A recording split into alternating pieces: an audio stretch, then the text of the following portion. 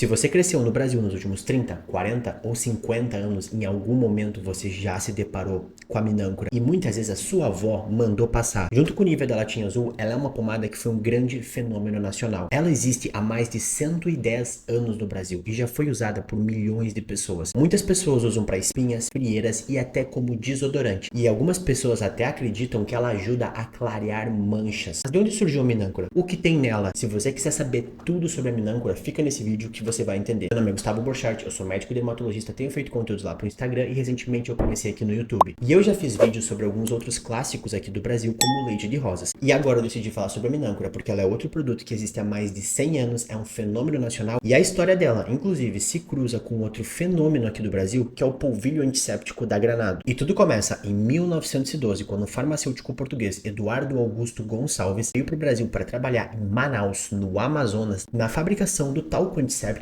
da Granado. E essa informação é interessante porque o ingrediente mais importante que a gente tem na minâncora também tem no talco da Granado. Daqui a pouquinho eu já vou explicar qual é. Depois de um tempo, e não está bem claro quanto tempo foi isso, ele acabou se mudando para Joinville, em Santa Catarina, e assumiu a gerência de uma farmácia local. O processo de criação da minâncora levou 3 anos, até que em 1915 ele lançou oficialmente a pomada minâncora. Esse nome vem inclusive de uma união da deusa romana Minerva, que era a deusa da sabedoria, e uma âncora para simbolizar o fato que ele tinha se estabelecido definitivamente aqui no Brasil. Também se fala que essa questão da âncora era justamente por estabilidade e segurança que a âncora dava, para também a pomada ser associada com essa sensação de segurança. A minâncora foi o primeiro e historicamente o mais famoso, mas se conta que eles faziam vários produtos artesanais. Teve inclusive um xarope que era para tratar lombrigueira e xarope para tratar embriaguez. Assim como no caso do leite de rosas, ele teve que investir muito em marketing e propaganda. Afinal de contas, ele estava fazendo um produto no interior de Santa Catarina e tinha que divulgar para o resto do Brasil. Então ele acabou investindo muito nesse marketing. Tinha até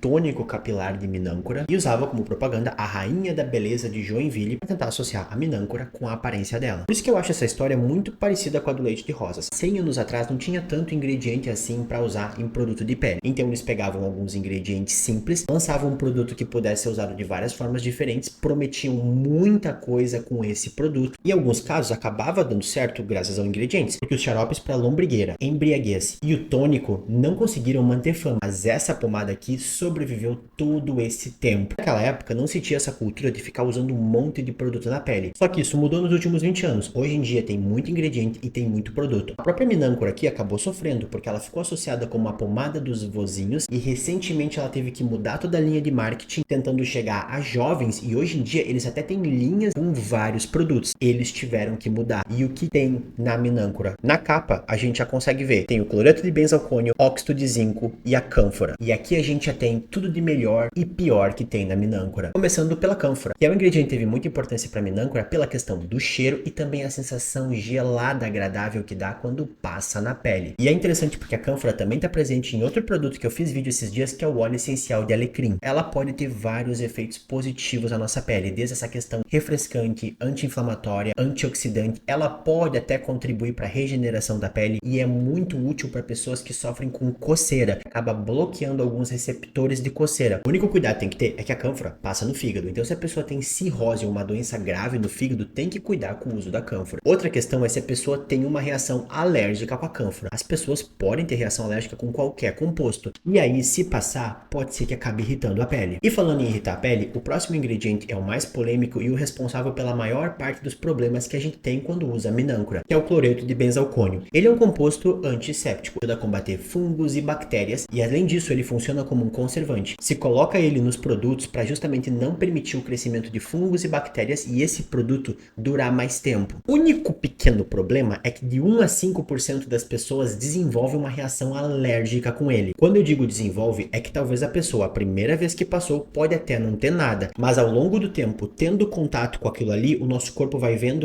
e começa a achar estranho e de repente ele acha que aquilo ali vai fazer mal e faz uma reação alérgica. Isso acontece com várias outras substâncias, por isso que muitas vezes as pessoas trabalham com as mãos com algum produto durante 5, 10 anos e do nada começa a ter uma reação alérgica. A gente chama isso de sensibilização. O nosso corpo fica sensível a alguma coisa que dá alergia e pode acontecer com ele. Por isso que a maior parte dos casos que a gente vê alguém falando que usou a minâncora e teve o problema, a culpa é dele. E por fim, o principal ingrediente que a gente também encontra no do talco antisséptico da Granado, que é o óxido de zinco. O óxido de zinco é um ingrediente que já é utilizado pela humanidade há milhares de anos e ele consegue ter muitos efeitos positivos para nossa pele dependendo do jeito que se usa ele em um produto. Então, por exemplo, o óxido de zinco pode ser usado como uma barreira de proteção de uma pele que está irritada ou machucada. E fazendo essa barreira de proteção, ele pode ajudar com a hidratação da pele e a recuperação da pele. Mas, dependendo da quantidade e como a gente use ele, ele consegue funcionar inclusive como protetor solar. E além disso, com esse efeito na barreira da pele, ele protege de infecção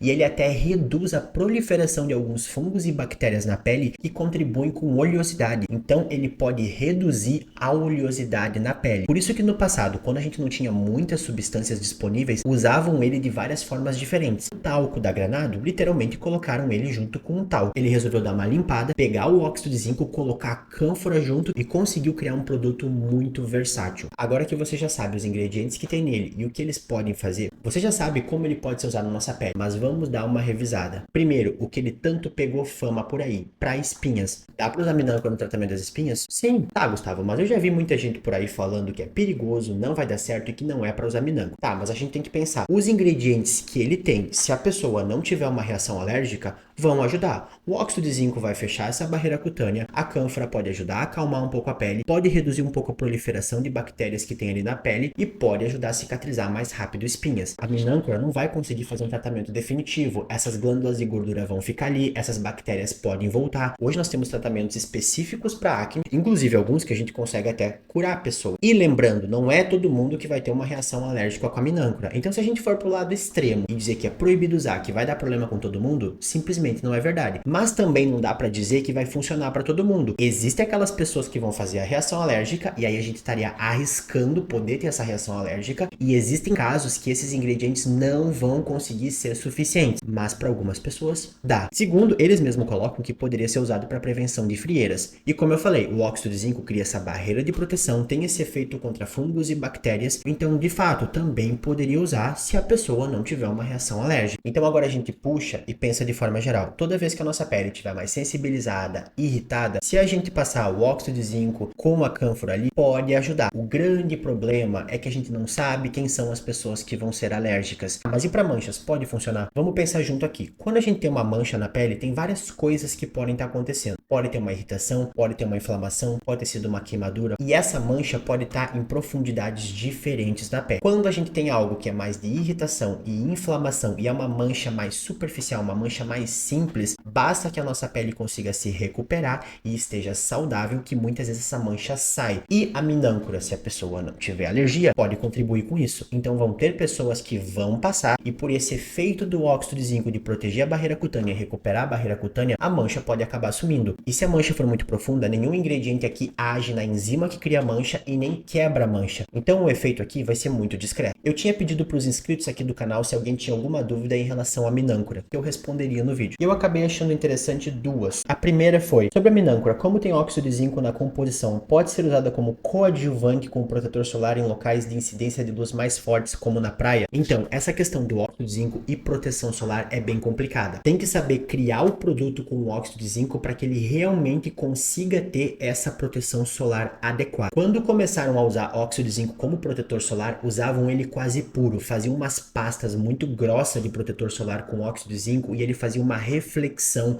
da radiação solar desse pedacinho que ele consegue. Ele não consegue tudo, aí eles tinham que usar alguns realçadores de proteção solar, que são os outros protetores solar que a gente chama de químicos. Só que esse protetor solar chamava muita atenção, parecia uma tinta, as pessoas ficavam com a cara pintada de branco. Hoje em dia mudaram o jeito que se faz protetor solar com óxido de zinco. Quase todos os protetores hoje em dia têm óxido de zinco porque ele consegue proteger de várias faixas da radiação e ele é um produto barato. Só que atualmente eles formulam ele de um jeito micronizado, ele fica com pequenas esferas. Hoje ele não só reflete, ele também faz a absorção da radiação do sol, só que tem que ser feito especificamente para isso. Então se a gente pegar a minâncora, para poder ter um efeito de protetor solar, teria que fazer aquela camada grossa e ficar com a cara branca. Nesse caso da minâncora, não fizeram com o objetivo de ser protetor solar. Se a gente passar uma camada muito grossa, vai ajudar com a proteção do sol? Vai. Se ficar aquele esbranquiçado, vai. Mas não vai proteger totalmente. Eu acho mais simples e seguro usar um protetor solar, e se quiser os que tem mais óxido de zinco, são os que a gente chama de mineral, e tem vários por aí. Outra pergunta é se a minâncora poderia ajudar a clarear a axila, o que me leva ao fato que a minâncora pode ser usada até como um desodorante. Como ela faz esse controle da produção de bactérias que vivem no local, são essas bactérias que causam um cheiro ruim, esse efeito de reduzir o cheiro ruim, e é isso que um desodorante faz. Só não vai controlar a quantidade de suor, porque são os compostos de alumínio que fazem isso. E muitas vezes, quando a gente tem mancha na região da axila, é por ressecamento e por fricção. Como o óxido de zinco vai ajudar com essa questão de hidratação e da barreira cutânea, se a pessoa não tiver alergia com outro componente,